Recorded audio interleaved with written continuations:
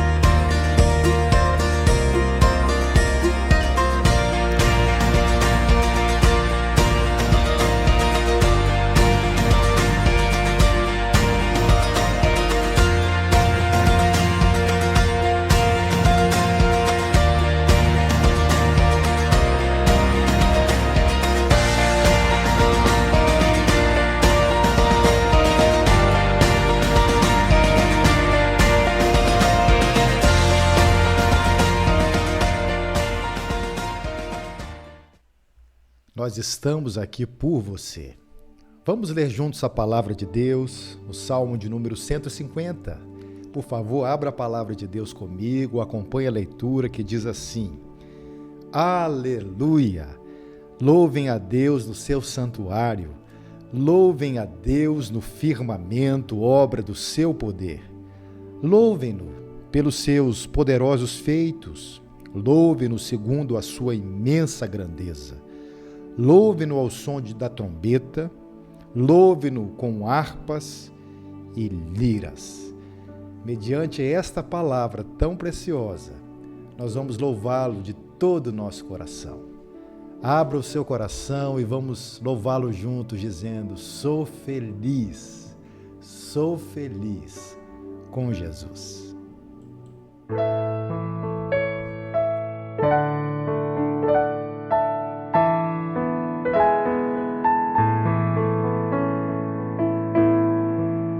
Se paz amas doce eu puder desfrutar, se dor amas forte sofrer, ou seja o que for, tu me fazes saber que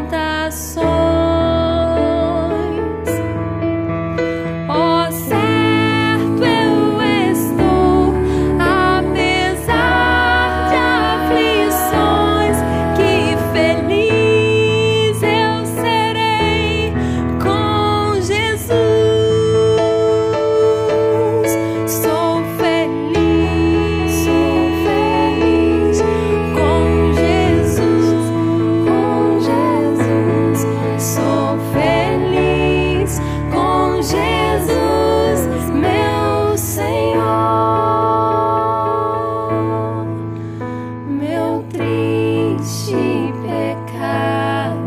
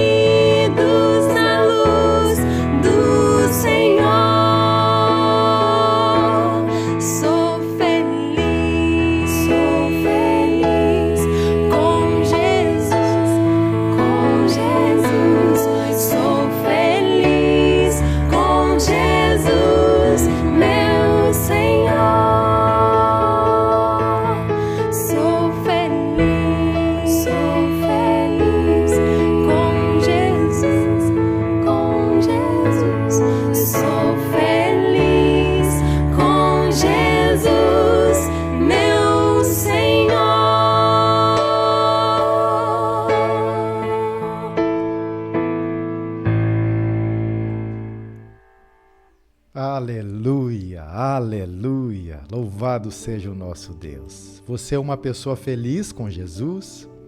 Somente aqueles que são lavados e remidos no seu sangue têm a verdadeira alegria e a real felicidade.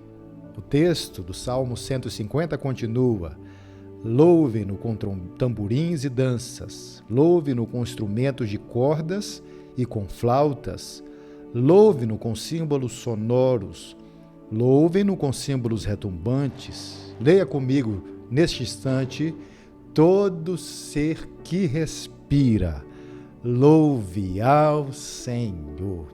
Se você respira, se você tem vida, é tempo de celebrar, louvar e bendizer ao Senhor. Deus tem uma palavra especial para o coração da gente. Estamos numa semana muito preciosa. Hoje é dia de culto de celebração.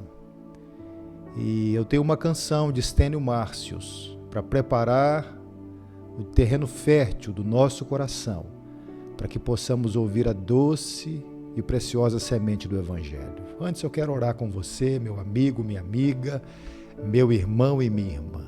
Oremos. Pai Celestial, damos-te graças por este dia de domingo, domingo de ressurreição, domingo de vida, domingo de adoração e louvor. Ó Deus, obrigado por este culto, obrigado por todos que estão aqui comigo. Ó Deus, confessamos a Ti o nosso pecado e nos apropriamos do perdão nos méritos de Cristo Jesus. Ó Deus, prepares o nosso coração para que possamos receber a divina semente da Tua palavra e, sobretudo, aplicar para a glória do Teu nome. Nós oramos em nome de Jesus. Amém. Gente, nós estamos muito felizes com a notícia que recebemos hoje. O Cássio recebeu alta no hospital, já foi para casa depois de alguns dias de hospital, devido ao Covid-19. Nós oramos e Deus nos respondeu. Continuemos orando pela irmã Eni, pelo André. André também está com Covid, para que Deus cuide dele. Oremos por todos que estão de viagem, por todas que por algum momento vão percorrer as BRs do Brasil nesse feriadão.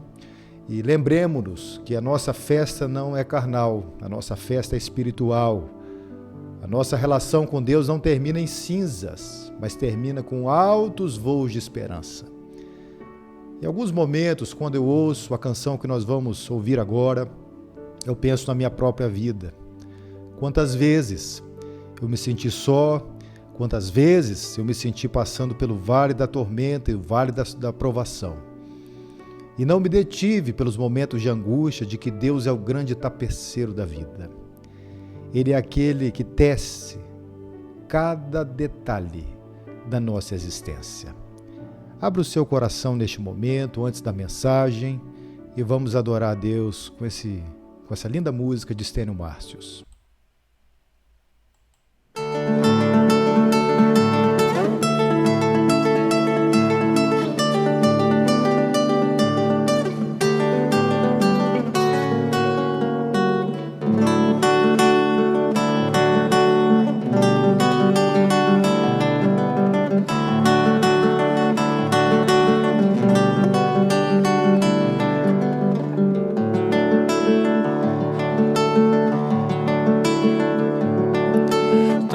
Tapeceiro, grande artista, vai fazendo seu trabalho, incansável, paciente no seu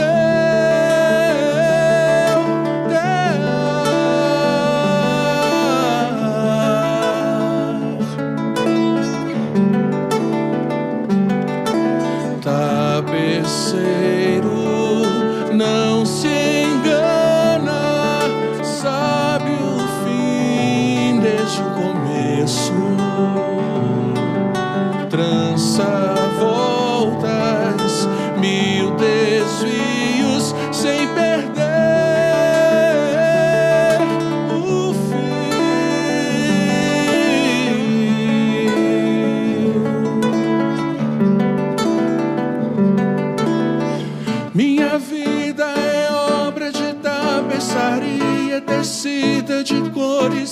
alegres e vivas, que fazem contraste no meio das cores nubladas e tristes. Se você olha do avesso, nem imagina o desfecho. No fim das contas, tudo se explica, tudo se encaixa, tudo coopera pro meu bem. Quando se vê pelo lado certo, muda-se logo a expressão do rosto, obra de arte pra honra e glória do tapeceiro. Minha vida é obra de tapeçaria tecida de cores alegres e vivas, que fazem contraste no meio das cores nubladas e tristes. Se você olha do avesso, nem imagina o desfecho. No fim das contas, tudo se explica, tudo se encaixa, tudo coopera pro meu bem. Quando se vê pelo lado certo, muda-se logo a expressão do rosto, obra de arte pra honra e glória do tapeceiro. Quando se vê pelo lado certo, todas as cores da minha vida dignificam a Jesus Cristo, o tapeceiro.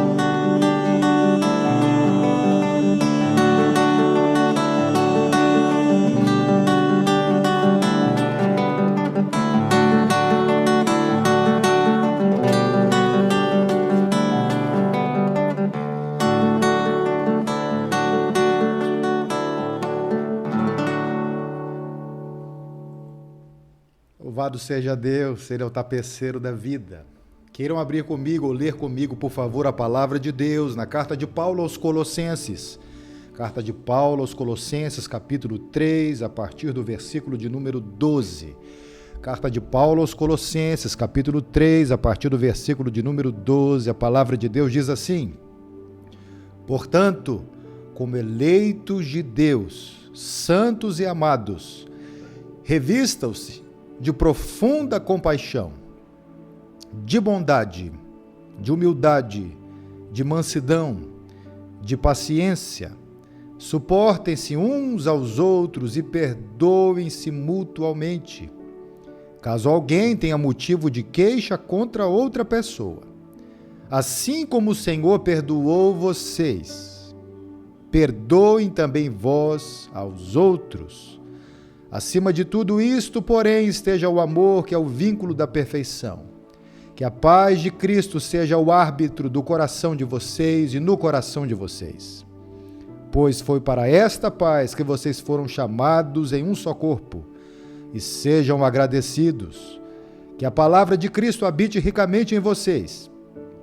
Instruam e aconselhem-se mutuamente em toda sabedoria, louvando a Deus com salmos, hinos e cânticos espirituais, com gratidão no coração. E tudo o que fizerem, seja em palavra, seja em ação, façam em nome do Senhor Jesus, dando por Ele graças a Deus Pai. Senhor, em nome de Jesus, abra o nosso coração e que possamos aprender de Ti e aplicar, ó Deus, tudo aquilo que a Tua palavra nos orienta e venha nos orientar hoje. Pedimos em nome de Jesus. Amém. Meus irmãos e minhas irmãs, meus amigos e minhas amigas, hoje eu quero falar com vocês sobre um tema de extrema relevância, que é a necessidade de vivermos a vida cristã para a glória do nome do Senhor. A necessidade de vivermos para a glória de Deus. Antes de eu prosseguir, permita-me fazer uma pergunta a você. Como anda a sua relação com Deus? Como tem andado a minha espiritualidade?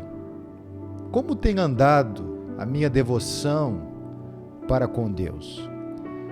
Há aqueles que só se lembram de Deus quando tudo vai mal, quando a doença chega, quando o aluguel atrasa, quando a crise no casamento se instala, quando a comunicação entre pais e filhos fica cheia de ruídos, quando as pestes vêm, quando o desemprego bate na porta, quando o bandido chega, quando a morte chega.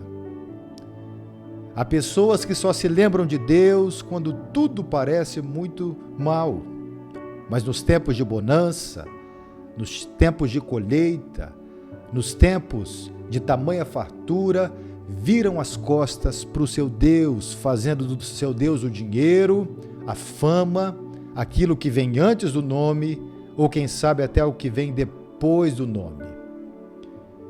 Meus irmãos e minhas irmãs, quando o apóstolo Paulo escreveu a carta aos Colossenses, a igreja e esta comunidade estava passando um momento muito complexo em relação à sua vida doutrinária. O que estava acontecendo? Os nascidos de novo, as pessoas que haviam tido um encontro com a graça salvadora de Jesus, começaram a olhar para trás. Começaram a buscar as velhas práticas judaizantes. Começaram a trazer elementos judaizantes para a sua vida cultica. Voltaram-se à antiga Torá e aos rituais que Deus estabelecera, mas que haviam sido transformados pela encarnação do Verbo, a saber, Jesus Cristo. Qual é o problema? O problema é que todas as vezes que o homem se volta mais para a religião do que para a revelação, e aqui uma religião que havia sido substituída pela graça, ele volta às práticas antigas pecaminosas. Quando você vê um crente em Jesus olhando para trás, com desejos pecaminosos, alimentando a própria carne, certamente é porque eles estão frios espiritualmente, estão como uma lâmpada que vai apagando sem o azeite, e estão olhando para as velhas práticas antigas. Olhar para as velhas práticas antigas faz com que todo tipo de torpeza, de idolatria, de paixões, de impureza e de imoralidade voltem ao ambiente da vida familiar e da vida cristã.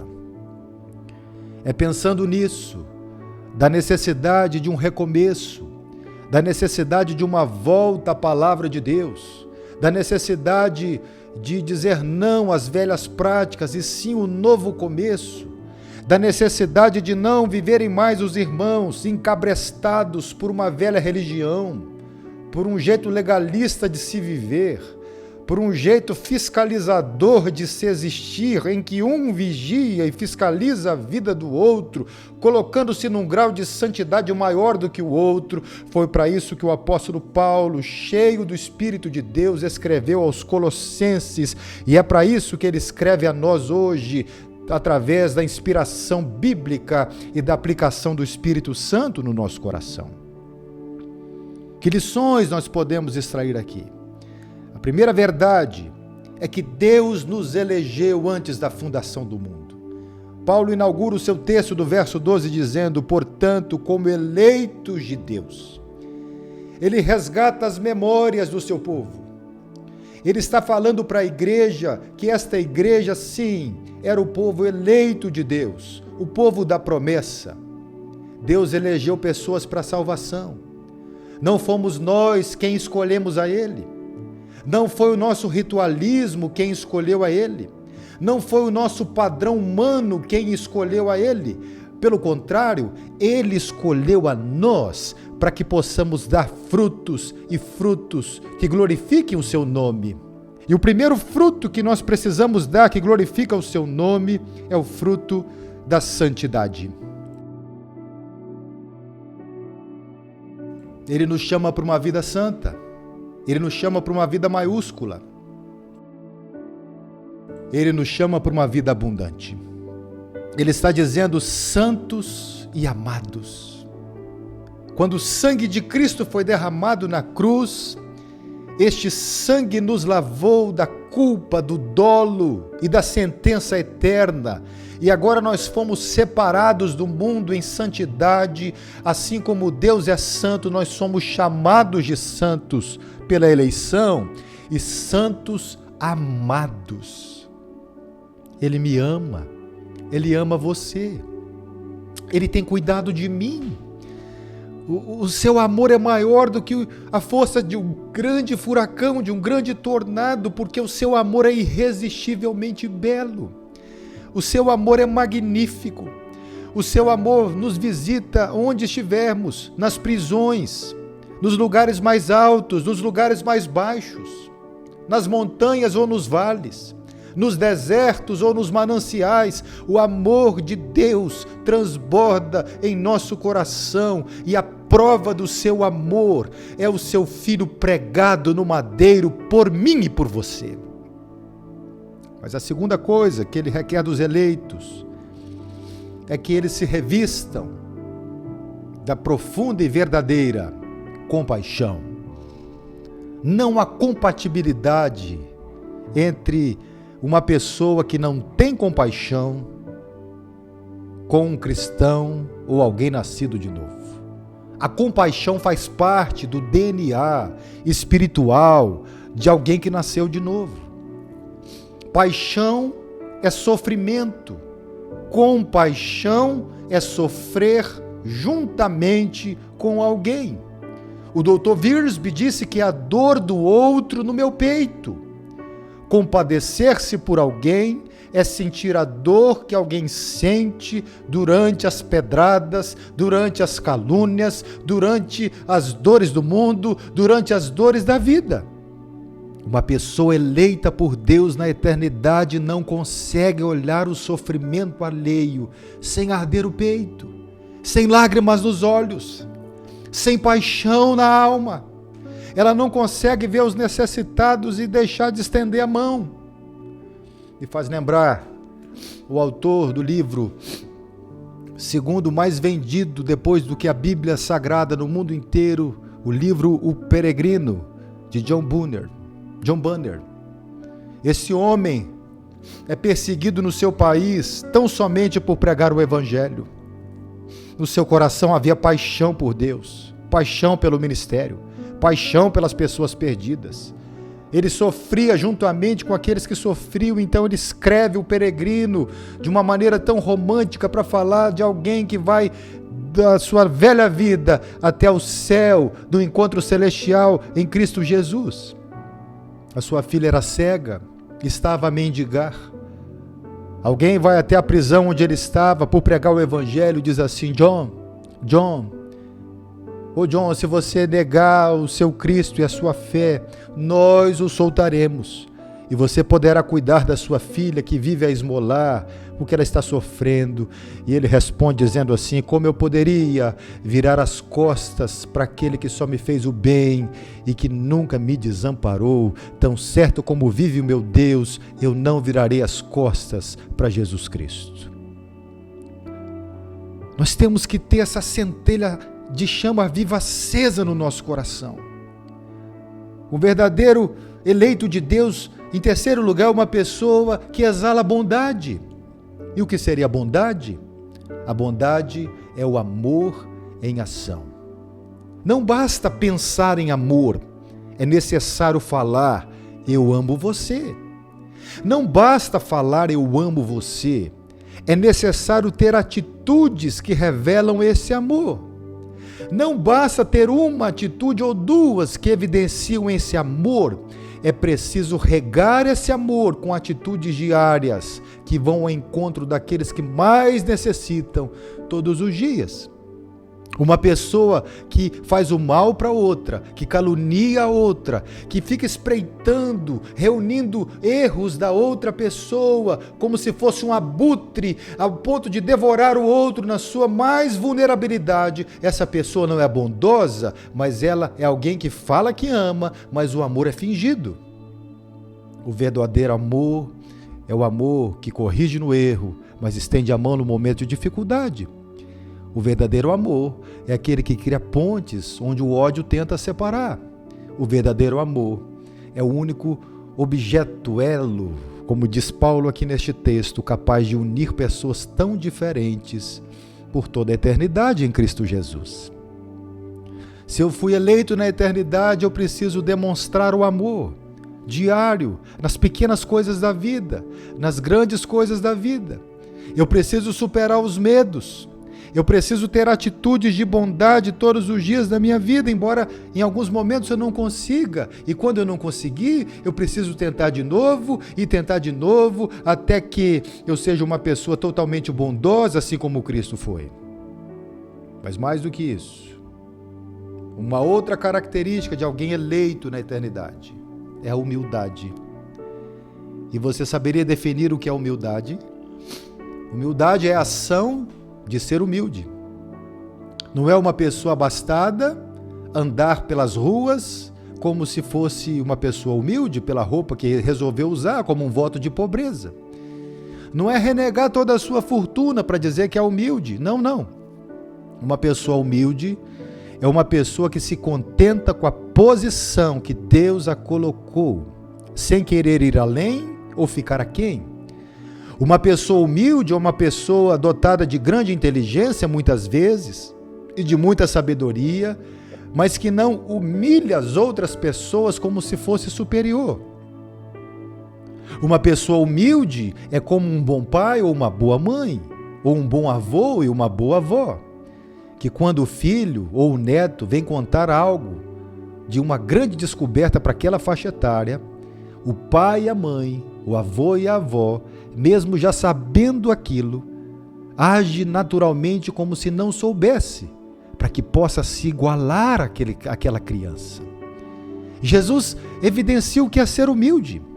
Ele lava os pés dos discípulos. Jesus Cristo, ele nasce na manjedoura. Ele serve durante todo o momento do seu ministério. E a humildade é a marca do verdadeiro cristão. Há pessoas que são orgulhosas demais e não são capazes de pedir perdão. Não são capazes de admitir que erraram. Pelo contrário, são capazes de evitar histórias, falsos testemunhos, inverdades em relação ao seu próximo com o único objetivo: vencer uma discussão, vencer uma opinião, dizer que estava correto. Minha gente, é muito melhor ganhar o amigo do que uma discussão. É muito melhor deixar de ser inimigo e perder algo em relação a uma discussão, seja do motivo que for, para que possamos manter o elo e o vínculo do amor.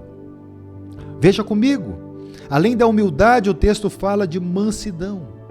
Ser manso é assim como Moisés o foi, um dos homens mais mansos que essa terra viu. Assim como Jesus foi, como ovelha muda, levada ao matadouro. Ele não era do tipo de gente que dava uma resposta, do tipo de gente estupim curto, que explodia.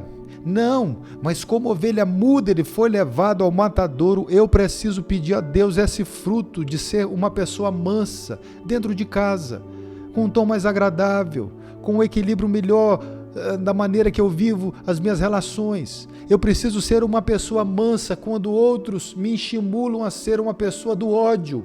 Eu preciso demonstrar mansidão quando tudo que está à minha volta exige ódio.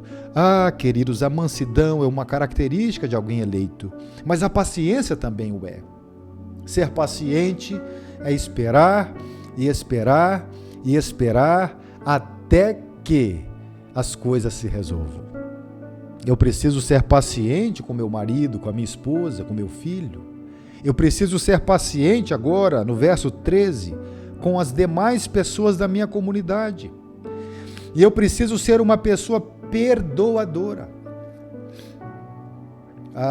Foi Charles Brown que disse que amar a humanidade é fácil, difícil é amar as pessoas.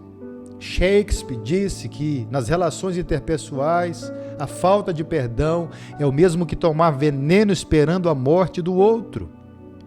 O texto diz que nós temos que perdoar uns aos outros, é a ideia aqui de suportar uns aos outros, porque tem hora que nas relações, viver com algumas pessoas, seja no ambiente familiar, seja no trabalho, seja até na comunidade, tem hora que conviver com pessoas que pensam diferente é algo pesado, é algo difícil.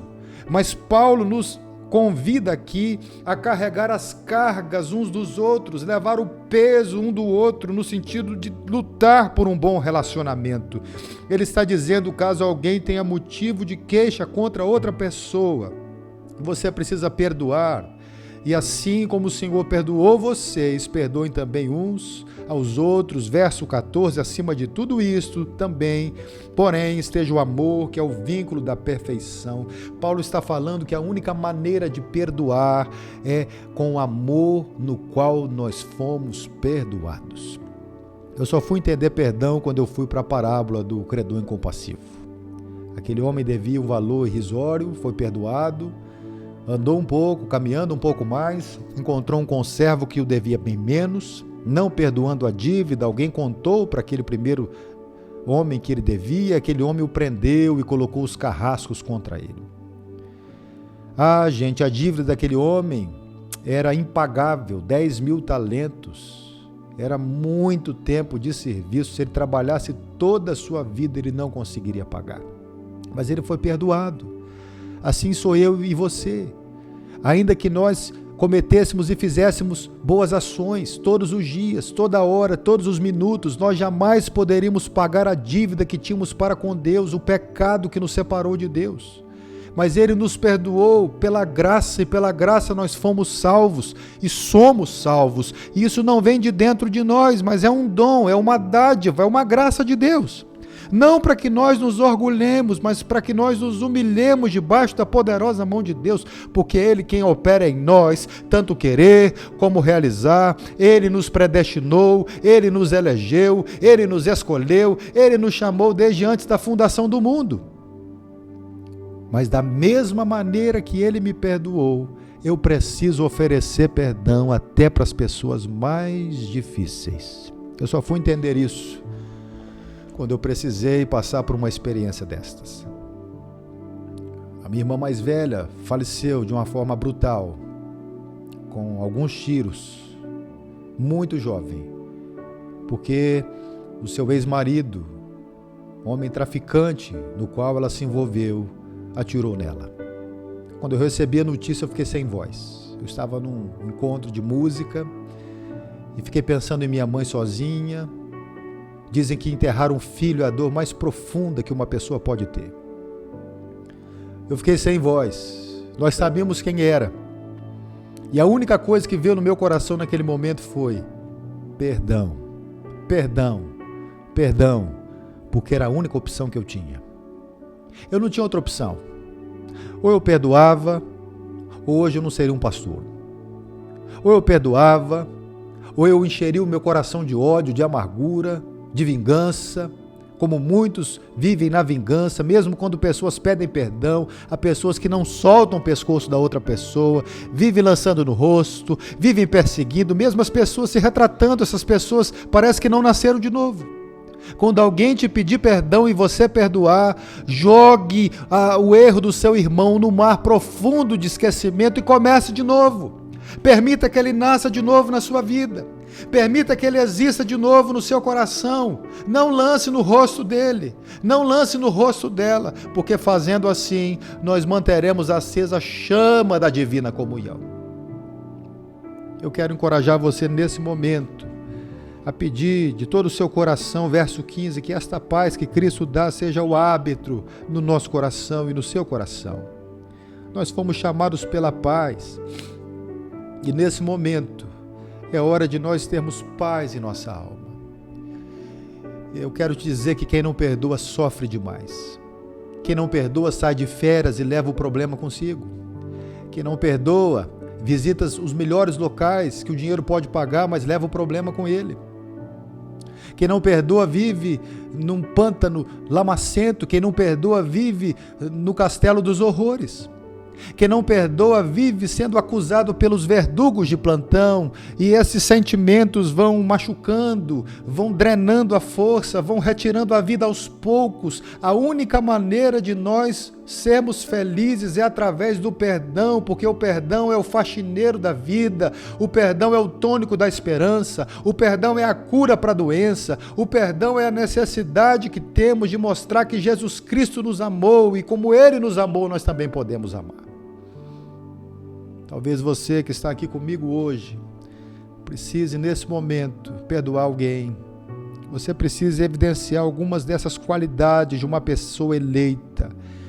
Talvez o que você precisa reverberar hoje é uma volta à santidade. Talvez o que você precisa viver de novo hoje seja uma profunda compaixão por aquele que sofre do seu lado. Sentir a dor dele. Ao invés de criticar, estenda a mão. Há um ditado popular que diz que quem não é visto não é lembrado. Eu quero melhorar isso. Quem não é visto pode estar precisando de um telefonema seu, de um WhatsApp, de uma visita, porque ele está precisando de ajuda. Quem sabe hoje é o dia que nós temos que recomeçar com atos de bondade, de humildade, de mansidão, de paciência. Quem sabe hoje é o dia de você ter que suportar um pouco mais o seu irmão, ou quem sabe deixar de lançar um fardo tão pesado contra o seu irmão. Se você tem machucado alguém, eu quero insistir com você em nome de Jesus. Solte essa pessoa. Cristo te chamou para ser testemunha da ressurreição e não juiz ou juíza de acusação. Eu quero convidar você a voltar à prática do primeiro amor. Eu quero convidar você a olhar para a cruz de Cristo Jesus. Eu quero te convidar a olhar para onde você caiu e recomeçar. Eu já fiz isso por várias vezes na minha vida. Todo dia é dia de recomeçar. Eu já cometi pecados dos quais eu me arrependo e não tenho vergonha de falar. Porque quando nós nos arrependemos, confessamos e deixamos, Ele é fiel e justo para nos perdoar e nos purificar de todo o pecado. Eu quero encorajar você a também se arrepender hoje, a parar de julgar o próximo porque ele peca diferente de você, a parar de tentar ser juiz e começar a testemunhar mais, falar do amor de Jesus um pouco mais. E nesse momento, nosso irmão Carlinhos Félix vai louvar a Deus. É um vídeo extraído de um lugar. Enquanto ele canta, deixa o Espírito de Deus trabalhar no seu coração. E depois nós vamos orar pela sua vida.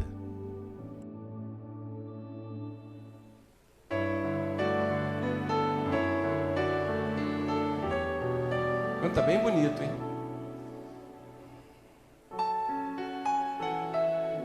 Essa canção ela faz referência em Apocalipse 2, 4. Fala um pouquinho dessa canção. Quero voltar ao início de tudo, encontrar-me contigo, Senhor. Quero rever meus conceitos e valores, eu quero reconstruir.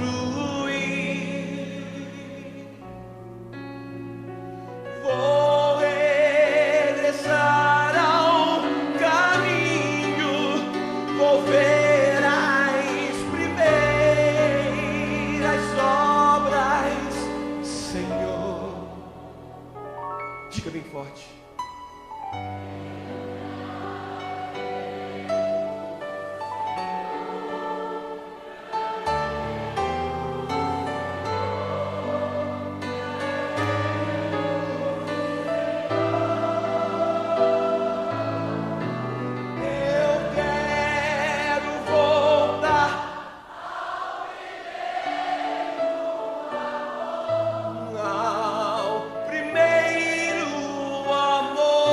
Eu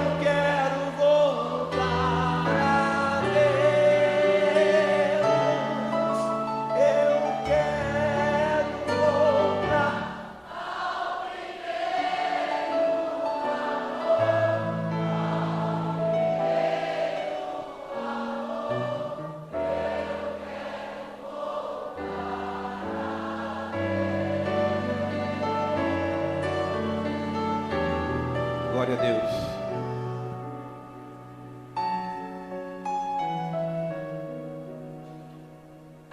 Quando você fala eu me arrependo, você sensibiliza o coração do Senhor, sabia?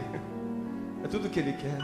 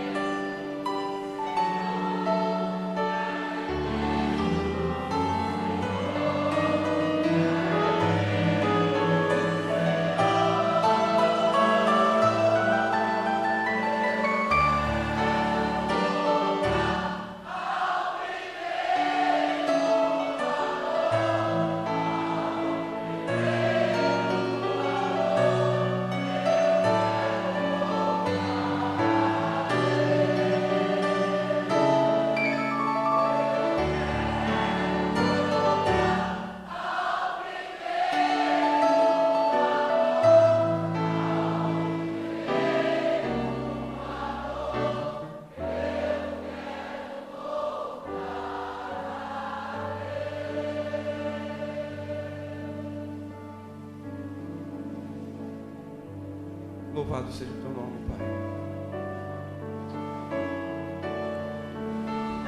Louvado seja o teu nome, Senhor. Muito obrigado por essa noite. Muito obrigado por essa festa, Pai. Receba a nossa canção. Receba a nossa oração, Pai. Glória a Deus. Amém. Louvado seja o nome do Senhor nosso Deus. Hoje é um dia de recomeço.